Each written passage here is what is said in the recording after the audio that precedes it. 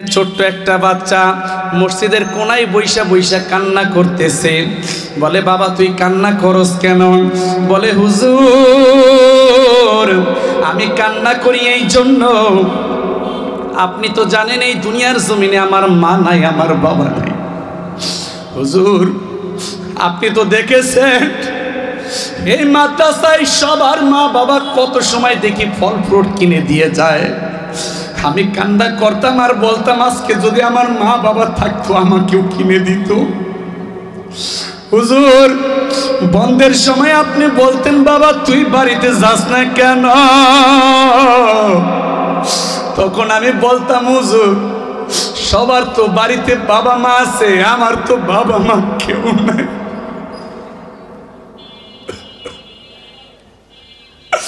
হুজুর আমি এই দুনিয়ার জমিনে বড় এতিম, বাড়িতে যাব আমার দুনিয়াতে কেউ নাই। হুজুর গত কয়েকদিন আগে আমি একটা লোককে পাইছিলাম, সে বলছিল, বাবা তোর যা কিছু প্রয়োজন হয় আমার কাছে বলবে।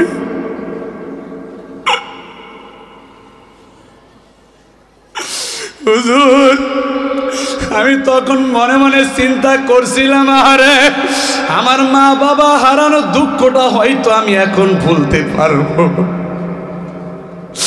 এ বাবা, মা বাবা যাদের ছোট্ট রেখে দুনিয়া থেকে বিদায় নিয়ে যায়, তাদের চাইতে দুঃখী মানুষ এই জমিনে আর কেউ হতে পারে না। তাদের মনে যে কত ব্যথার পাহাড় একমাত্র সে জানে, আর আমার আল্লাহ জানে।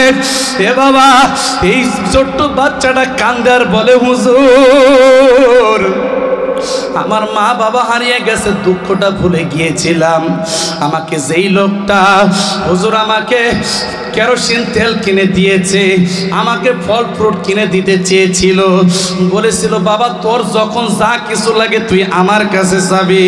হুজুর এই লোকটা নাকি গত রাতে দুনিয়া থেকে বিদায় নিয়েছে। হুজুর আমি ওই লোকটার জন্য কান্না করতেছি। বলে, বাবা তুই আর কি করছস? তোকে যখন তেল কিনে দিয়েছে তুই আর কি করছস? বলে, হুজুর আমি আল্লাহর কাছে কাঁদছি আর বলছি, মালিক তুমি তো হেদায়েতের মালিক,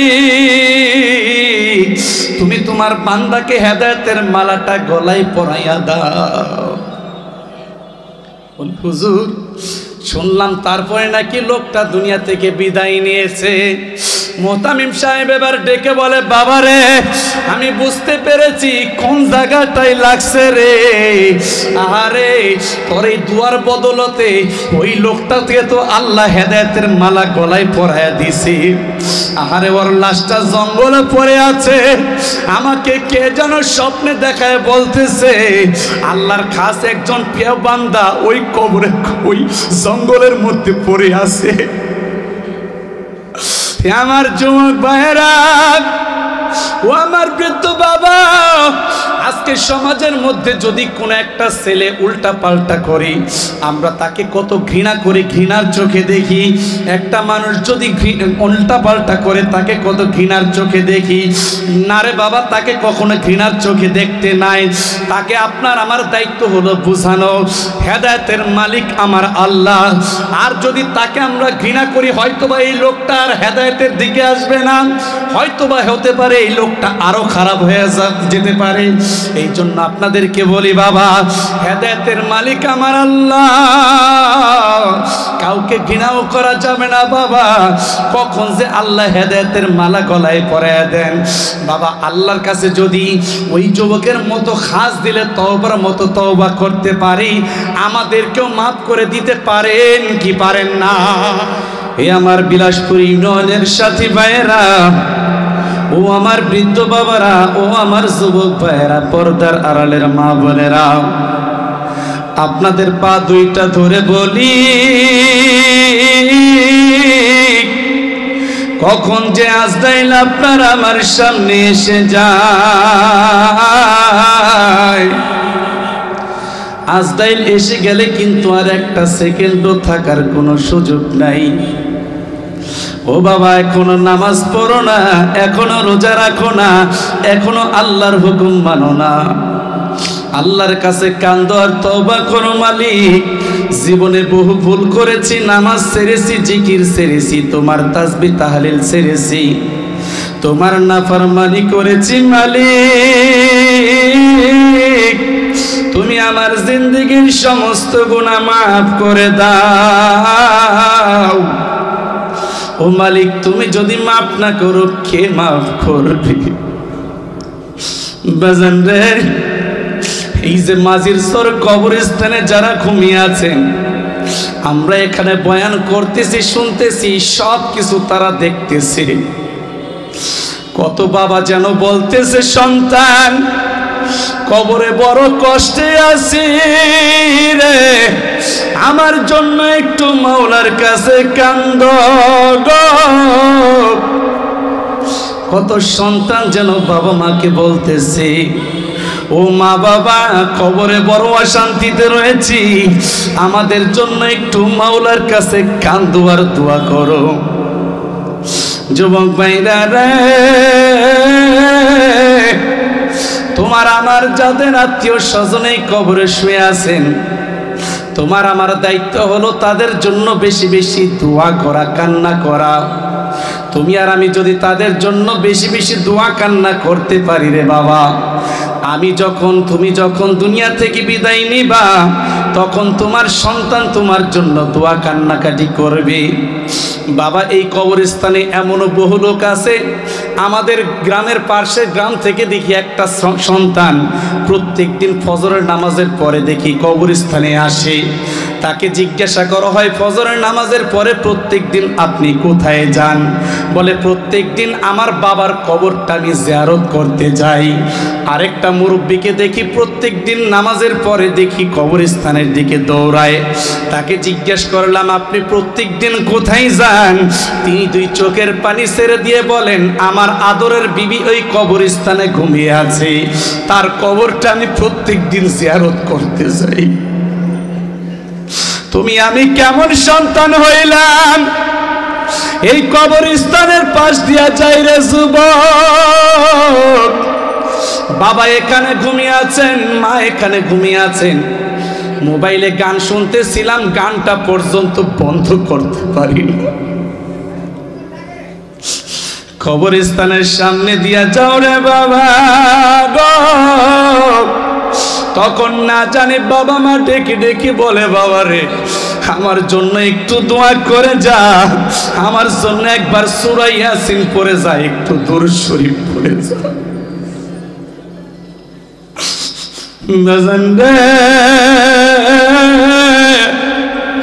যারা এই কবরে ঘুমাচ্ছে সকলের আমলের দরজাটা বন্ধ হয়ে গেছে। আমরা যদি বাবা মায়ের জন্য একটু কান্না করে দোয়া করতে পারি, এই আমলগুলোর উসিলায় হয়তো আল্লাহ তাদেরকে মাফ করে দিবেন। ও বাবা, আপনার সন্তানটা কবরে ঘুমিয়ে আছে, আপনি যদি আপনার সন্তানের জন্য একটু কান্না করতে পারেন, দোয়া করতে পারেন, এই উসিলায় হয়তো আপনার সন্তানটাকে আল্লাহ মাফ করে দিবেন। আইসো একা যাইবা একা, সঙ্গে কিছু যাবে না, সঙ্গে শুধু মওলা তাআলা ভুইলা যায়ো না। আমার করো তুমি, আসলে তোমার কিছুই না, তুমি নিজেও মওলার গোলাম ভুইলা যায়ো না। বাজান রে, কার যেন বাবা দুঃখমিয়াই কবরস্থানে ঘুমিয়ে আছে, কার যেন মা দুঃখিনী এই কবরস্থানে ঘুমিয়ে আছে। আজকে মাহফিল শেষে এই কবরস্থানে গিয়া মায়ের জন্য একটু দোয়া করিও, বাবার জন্য দোয়া করিও, আল্লাহর কাছে বলিও, মওলা রে আমার মাকে তুমি মাফ করে দাও, বাবাকে তুমি মাফ করে দাও। এর সন্তান 5টা মিনিট সময় তোমার হয় না বাবার জন্য কবরস্থানে থেমে একটু দোয়া করবা, অথচ এই বাবা তোমাকে বড় করতে গিয়া মাথার ঘাম পায়ে ফেলে তোমাকে মানুষ করেছে। এই বাবা ঈদের দিন সেরা লুঙ্গি পরেছে, সেরা জামা পরেছে, সেরা জুতা পায়ে দিয়ে ঈদগাহে গিয়েছে, কিন্তু তোমার বাবা আমার বাবা দেখা যাচ্ছে আমাদেরকে নতুন জামা কাপড় কিনে দিয়েছে। এমন মাই কবরে ঘুমায় রইছে যেই মা বাবা নিজে না খেয়ে আমাদেরকে খাওয়াইছে।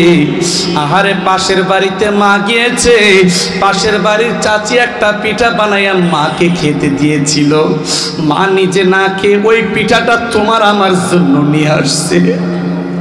আজকে ওই মা দুঃখিনী দুনিয়াতে নাই, ওই কবরে ঘুমায় রইছে রে যুবক। ওই মায়ের জন্য কান্দো, ওই বাবার জন্য কান্দো, মাওলার কাছ থেকে মাপ নিয়ে যাও। হাদিসের ভিতরে আসছে কোন সন্তান যদি তার মা বাবার জন্য কান্না করে আর মাপ চায়, আল্লাহ তাআলা সন্তানের চোখের পানির উসিলায় মা বাবাকে মাফ করে দেয়। তেমনি ভাবে বাবা, কোন বাবা মা যদি সন্তানের জন্য চোখের পানি ফেলে কান্না করে, ওই বাবার চোখের পানির উসিলায় মায়ের চোখের পানির উসিলায় আল্লাহ সন্তানকে মাফ করে দেয়। আমার মাঝির চরের যুবক ভাইরা, এখনো সময় আছে, মা বাবাকে ভুইল না। অনেকের ভাই ব্রাদার কবরে ঘুমিয়ে আছে, তাদের জন্য বেশি বেশি দোয়া করো, কারণ তারা সব সময় আফসোস করে আর ডেকে ডেকে বলে আমার জন্য একটু দোয়া করো, আমার জন্য একটু কান্না করো। নামাজ যখন শেষ হয়ে যায় বাবা, বাবার জন্য মায়ের জন্য রব্বির হামহুমা কামা রব্বায়ানি সগীরা বলে কান্দো। সন্তানের জন্য কান্দেন বাবা, এই চোখের পানির উসিলায় আল্লাহ তাদেরকে মাফ করে দিবে। আমার যুবক ভাইরা, বাংলাদেশে যত মাহফিলে যাই, প্রত্যেকটা মাহফিলে আমার বাবার জন্য আমি দোয়া করতে থাকি। আমার বাবার জন্য শুধু কান্না করি আর মাওলাকে একটা কথা বলি, মালিক বাবা বড় কষ্ট করে আমাকে লালন পালন করেছে, আজকে ওই বাবা কবরে ঘুমিয়ে আছে, 3টা বছর হয়ে গেল, কবরস্থানে নিজের হাতে শুয়ে রাখলাম।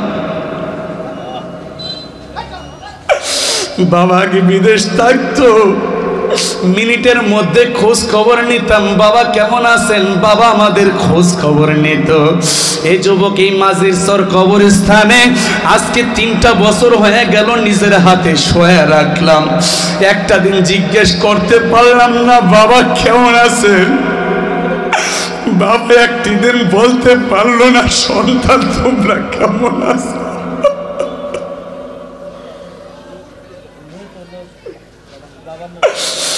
আমার যুবক ভাইরা,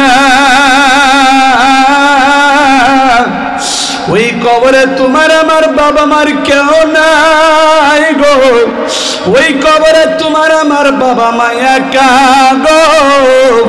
বাবা মার জন্য যদি 2টা ফোঁটা চোখের পানি ফেলে কান্না করতে পারো, হয়তো বা আজকের এই চোখের পানির উসিলায় তোমার আমার মা বাবাকে মাফ করে দিবে। যুবক ভাইরা, ওই কবরে তোমারও যেতে হবে, আমারও যেতে হবে। তোমার একদিন আগে হোক পরে হোক তুমিও যাইবা, আমিও যাব।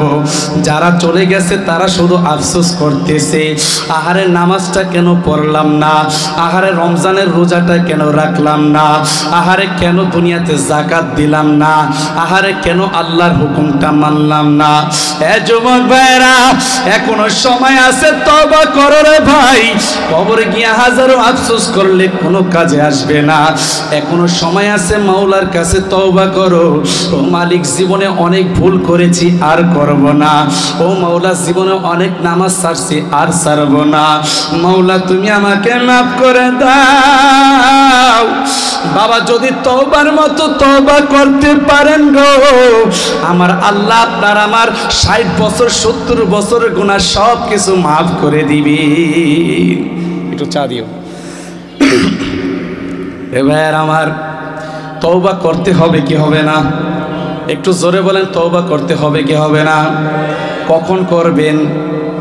আগামীকালকে, পরশুদিন, সময় কি পাবেন? গ্যারান্টি আছে নেই? বলে তওবা করতে হবে এখন, ঠিক কিনা? জোরে গান, আর একটু জোরে বলেন ঠিক কিনা? তওবা এখন করতে হবে। বাড়ি পর্যন্ত যেতে পারবো কোনো গ্যারান্টি নাই। একটাবারও কি চিন্তা করে দেখেছি এই মাঝির চর মাঠের ভিতরে কত লাশকে সামনে রেখে আমরা জানাজার নামাজ পড়েছি, অথচ কোন দিন যেন আমাকে সামনে রেখে এই মুসল্লিরা নামাজ পড়ে। আহা বাবা, ওই সময়টা আসার আগে এখনই তওবা করার দরকার। এখন যদি তওবার মতো তওবা করতে পারি, মাফ করবেন কে? আর একটু জোরে বলেন কে? এখন তওবা করতে হবে। কবরে গিয়ে হাজারো আফসোস করলে কোনো কাজে আসবে না বাবা, কোনো কাজে আসবে না। এখন যদি চোখের পানি ফেলে আল্লাহর কাছে কান্না করতে পারি, এই পানির উসিলাই হয়তো আল্লাহ মাফ করে দিবেন। আল্লাহ তওবাকারীকে অনেক ভালোবাসেন বাবা, তওবাকারীকে আল্লাহ অনেক পছন্দ করেন, অনেক পছন্দ করেন। আহা, আল্লাহ তাআলা মানুষ দুনিয়াতে পাঠাইছেন, ফেরেশতাদেরকে জিজ্ঞেস করছিলেন, ইন্নী জাঈলুন ফিল আরদি খলিফা, আমি দুনিয়াতে খলিফা নিযুক্ত করতে চাই, মানুষ বানাইতে চাই, তোমরা কি বলো? তখন ফেরেশতারা বলছিল, আল্লাহ তাদের দরকার কি? আমরাই তো আপনার তাসবিহ তাহলিল জপি, আপনার ইবাদত করি, তাদের দরকার কি? তখন আল্লাহ বলছিলেন, ইন্নী আ'লামু মা লা তা'লামুন, ফেরেশতারা আমি যা জানি তোমরা তা জানো না। তোমাদের তো গুনাহের কোনো মজা নাই, তোমাদের মজা আছে শুধু নেকের কাজ করে। কিন্তু আমার যেই বান্দাদেরকে আমি দুনিয়াতে পাঠাইতেছি, তাদের গুনাহের কাজে মজা থাকবে, নেকের কাজেও মজা থাকবে। তবে নেকের কাজ করতে গেলে কষ্ট লাগবে, গুনার কাজ করতে গেলে অনেক ভালো লাগবে। কিন্তু যখন আবার বুঝতে পারবে যে আমি তো জাহান্নামের আসামি হয়ে যাচ্ছি, তাৎক্ষণিক তওবা করে আমি আল্লাহর কাছে আবার কান্না করবে। বলে এই দৃশ্যটা আমি আল্লাহর কাছে অনেক পছন্দনীয়। একটু জোরে বলেন না সুবহানাল্লাহ। চোখের পানি এটা আল্লাহর কাছে অনেক পছন্দনীয় বাবা। তওবা আল্লাহ অনেক পছন্দ করেন। তওবা করলে আল্লাহ সারা জিন্দেগির সমস্ত গুনাহকে মাফ করে দেন। সুবহানাল্লাহ, জোরে কান। তো তওবা যে করব, তওবা যে করব, অনেকে তো নিয়ত করছি, কেউ কেউ নিয়ত করে দাড়ি রাখি নাই, দাড়িটা হজে যাইয়া রাখুন। আচ্ছা বলেন, হজে যে যাইতে পারবেন এটা কোনো গ্যারান্টি আছে? কথা বলেন না কেন? আছে। অনেকে নিয়ত করে এবার চরমনায় মাহফিলে যায় দাড়ি নিয়ে আসুন। চরমনায় যে যাইতে পারবেন কোনো গ্যারান্টি আছে? তবলিগে যান, তবলিগে গিয়া দাড়ি নিয়ে আসবো, কোনো গ্যারান্টি নাই, কোনো গ্যারান্টি নাই। যুবক, এখনই তওবা করতে হবে। আল্লাহ, আর জীবনে দাড়ি কাটবো না, আর জীবনে নামাজ ছাড়বো না, আর জীবনে তোমার নাফরমানি করবো না। এখন যদি তওবার মতো তওবা করা যায় বাবা, এই উসিলাই হয়তো আল্লাহ তোমাকে আমাকে মাফ করে দিবে। সুবহানাল্লাহ, জোরে কর। আল্লাহ আল্লাহ আল্লাহ।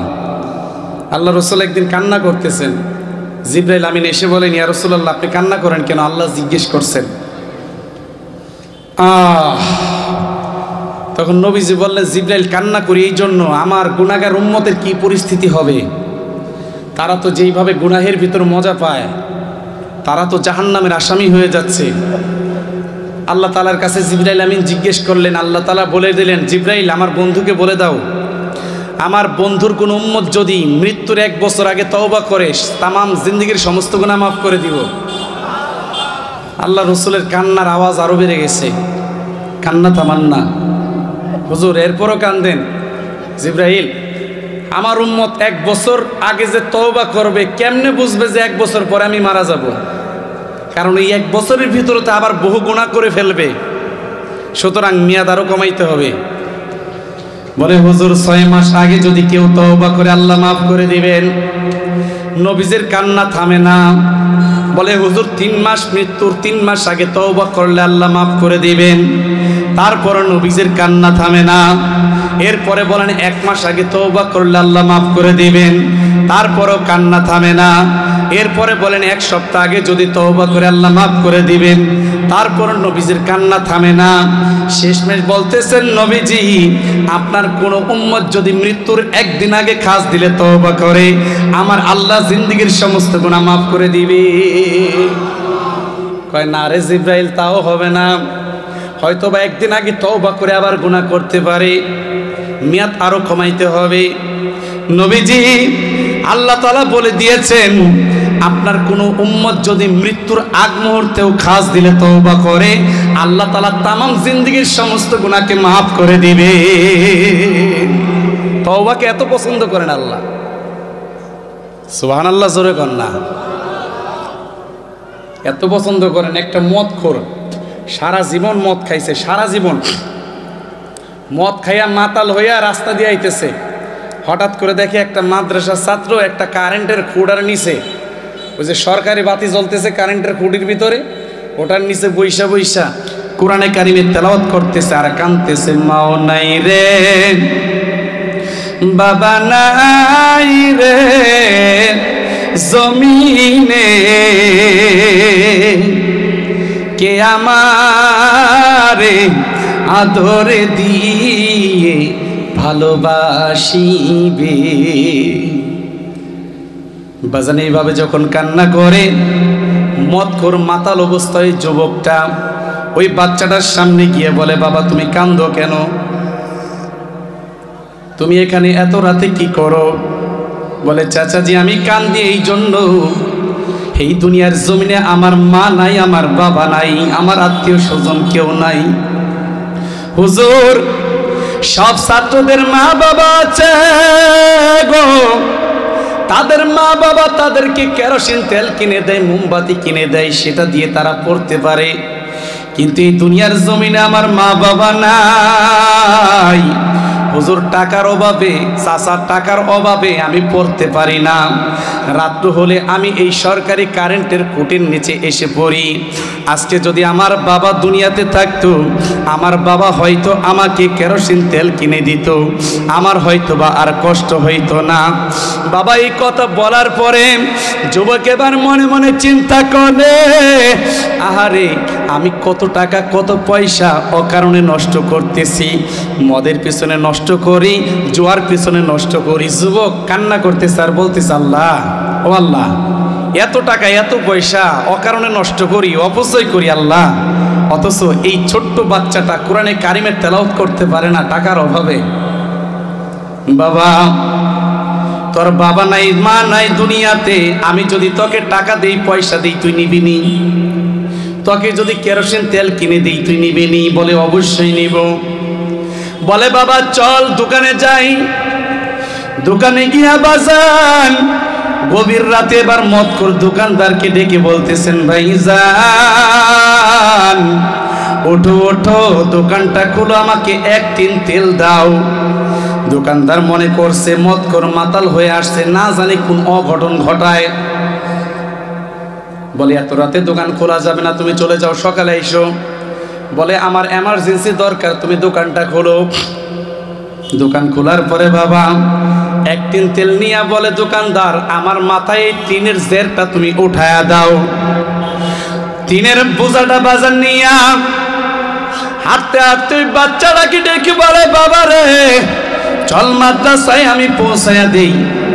মাদ্রাসার গেটে যখন টিনটা নামায়া দিছে বাজান, ডেকে বলে, রে বাবা আমি মদখোর মানুষ, আমাকে কেউ পছন্দ করে না, আমি ভিতরে যেতে পারবো না, তুই একটু কষ্ট করে এই টিনটা তুই নিয়ে যা ভিতরে।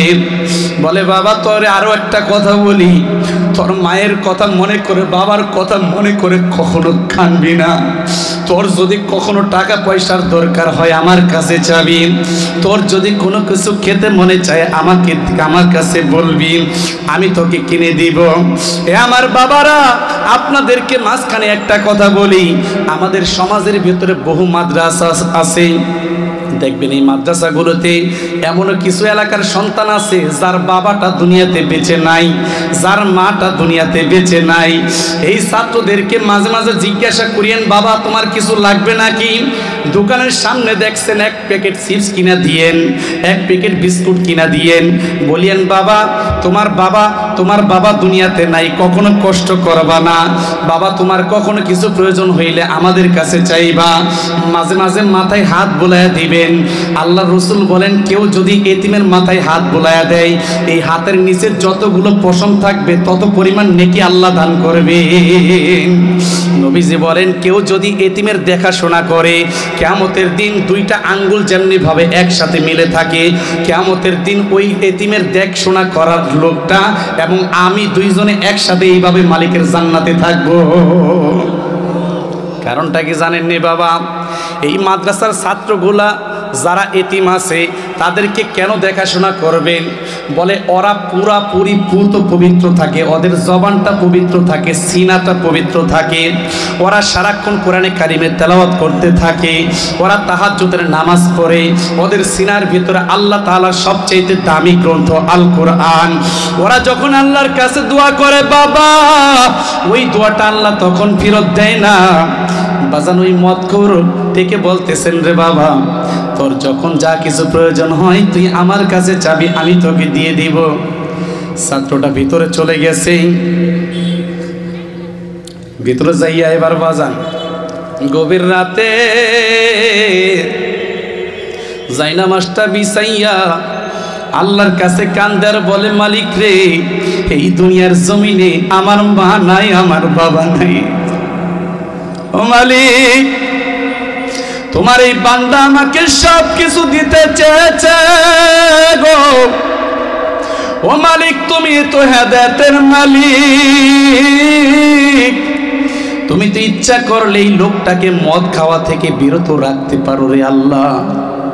বাজান, এই ছোট্ট বাচ্চাটা পবিত্র জবান দিয়ে যখন আল্লাহর কাছে দোয়া করে, ওই দিকে ওই যুবকটা বাড়িতে শুয়ে আছে, মনে মনে চিন্তা করে, আরে আমি কি করতেছি, আমার কি করার দরকার ছিল, কি করতেছি, কোথায় যাইতেছি, আমি তো জাহান্নামের আসামি হয়ে যাচ্ছি। বাবা এই কথা মনে মনে চিন্তা করে আর মনে মনে বলে, আমার তো এগুলো করা ঠিক হচ্ছে না, না না, আমি তওবা করে ভালো হয়ে যাব। বাজান তওবা করে যখন পরিপূর্ণ পুত পবিত্র হয়ে যায়, ওই ঘরের ভিতরে দুনিয়ার কোনো মানুষ ছিল না। ওই ঘরের ভিতরে তওবা করছে, দুনিয়ার কেউ জানে না, একজন জানেন, তিনি কে? আরেকটু জোরে বলেন, কে? তওবা করছেন, দুনিয়ার কেউ জানে না, আল্লাহ জানেন। বাবা নসিবটা কত ভালো! কোনো ব্যক্তি যদি সারা জীবন গুনাহ করে মৃত্যুর সময় কালেমা নসিব হয়, তার চাইতে সৌভাগ্যবান ব্যক্তি আর কেউ হতে পারে না। কোনো ব্যক্তি সারা জীবন নামাজ কালাম পড়েছে কিন্তু মৃত্যুর সময় কালেমা নসিব হয় নাই, ঈমান নিয়ে যাইতে পারে নাই, তার মতো বদনসিব আর কারো হতে পারে না। ঠিক কিনা জোরে বলেন? এই লোকটার কপালটা কত ভালো বাবা, দেখেন। আহা, তওবা করে যখন পুত পবিত্র হয়ে গেছে, একটু পরে আজরাইল তার সামনে উপস্থিত।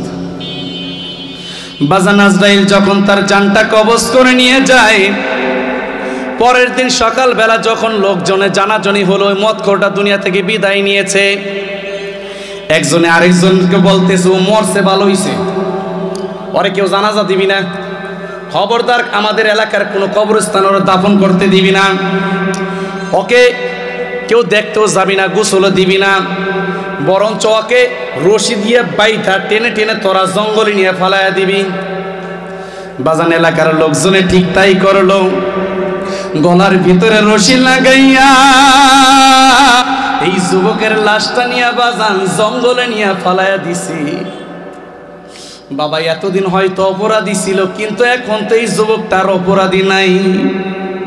আল্লাহ তাআলা তার দোয়াটা এমন ভাবে কবুল করছেন।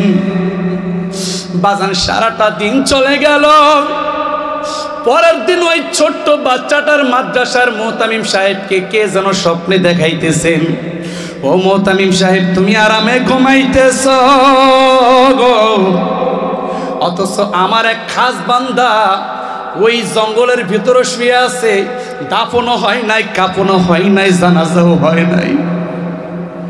যাও তুমি তাড়াতাড়ি তাকে দাফনের ব্যবস্থা করো, তাড়াতাড়ি তাকে জানাজার ব্যবস্থা করো, গোসলের ব্যবস্থা করো।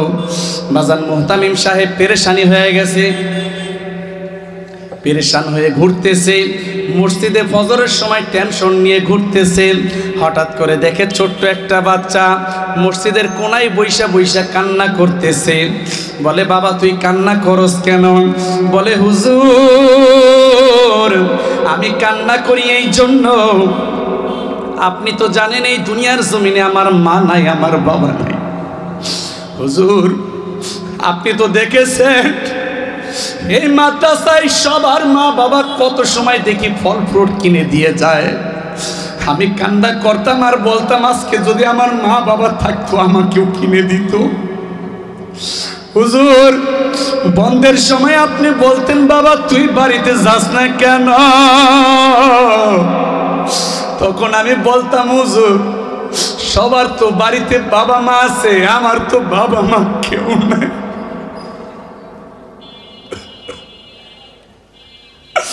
হুজুর আমি এই দুনিয়ার জমিনে বড় ইতিম, বাড়িতে যাব আমার দুনিয়াতে কেউ নাই।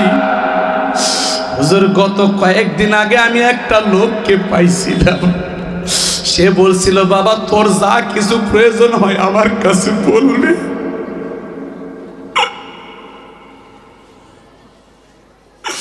হুজুর আমি তখন মনে মনে চিন্তা করছিলাম আরে আমার মা বাবা হারানোর দুঃখটা হয়তো আমি এখন ভুলতে পারবো। এ বাবা মা বাবা যাদের ছোট্ট রেখে দুনিয়া থেকে বিদায় নিয়ে যায় তাদের চাইতে দুঃখী মানুষ এই জমিনে আর কেউ হতে পারে না। তাদের মনে যে কত ব্যথার পাহাড় একমাত্র সে জানে আর আমার আল্লাহ জানে। এ বাবা এই ছোট্ট বাচ্চাটা কান্দে আর বলে হুজুর আমার মা বাবা হারিয়ে গেছে, দুঃখটা ভুলে গিয়েছিলাম। আমাকে যেই লোকটা হুজুর আমাকে কেরোসিন তেল কিনে দিয়েছে, আমাকে ফল ফ্রুট কিনে দিতে চেয়েছিল, বলেছিল বাবা তোর যখন যা কিছু লাগে তুই আমার কাছে যাবি। হুজুর এই লোকটা নাকি গত রাতে দুনিয়া থেকে বিদায় নিয়েছে। হুজুর আমি ওই লোকটার জন্য কান্না করতেছি। বলে বাবা তুই আর কি করছস, তোকে যখন তেল কিনে দিয়েছে তুই আর কি করছস? বলে হুজুর আমি আল্লাহর কাছে কাঁদছি আর বলছি মালিক তুমি তো হেদায়েতের মালিক, তুমি তোমার বান্দাকে হেদায়েতের মালাটা গলায় পরাইয়া দাও। হুজুর শুনলাম তারপরে নাকি লোকটা দুনিয়া থেকে বিদায় নিয়েছে। মোহতামিম সাহেব এবার ডেকে বলে বাবারে আমি বুঝতে পেরেছি কোন জায়গাটাই লাগছে রে। আরে তোর এই দুয়ার বদলতে ওই লোকটাকে তো আল্লাহ হেদায়েতের মালা গলায় পরাইয়া দিছি। আরে ওর লাশটা জঙ্গলে পড়ে আছে, আমাকে কে যেন স্বপ্নে দেখায় বলতেছে আল্লাহর খাস একজন প্রিয় বান্দা ওই কবরে ওই জঙ্গলের মধ্যে পড়ে আছে।